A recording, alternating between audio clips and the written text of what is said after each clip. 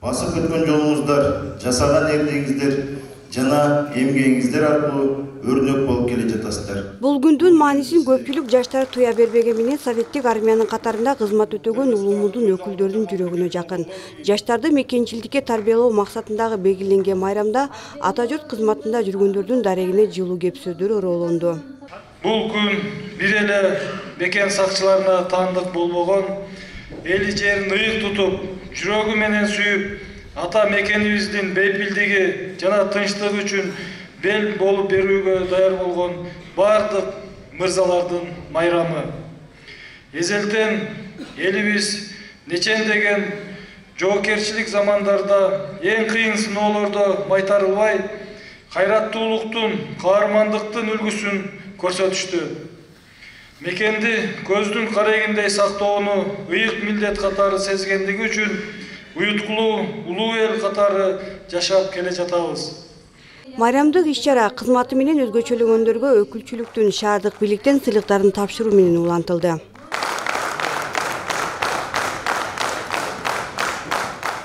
Катардагы жоокер Бердиярбек Тешебаев өткөн жылы Баткен областынан кайтаруу жана күзөт департаментинин 5-өзүнчө батальонуна кызмат кылууга келген.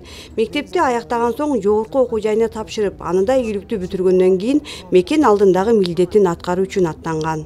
Албетте эле кыргыз элинин жигити болгондон кийин ал ар бирибиздин бул дүйнөдөгү дагы, аркы дүйнөдө дагы биздин негизги милдетибиз деп эсептейм.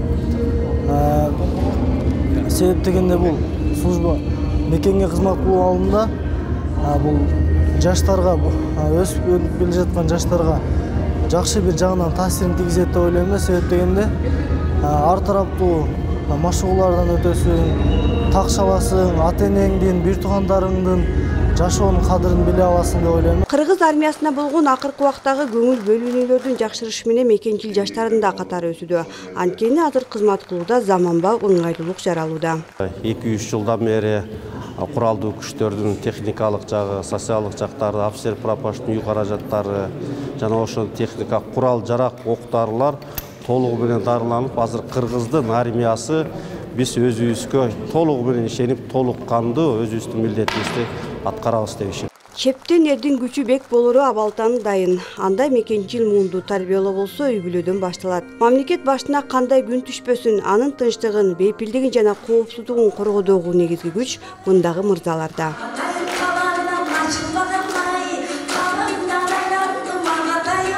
Гүлжан Амандоева, Бурханбек Матов, Жалал Абад шаары.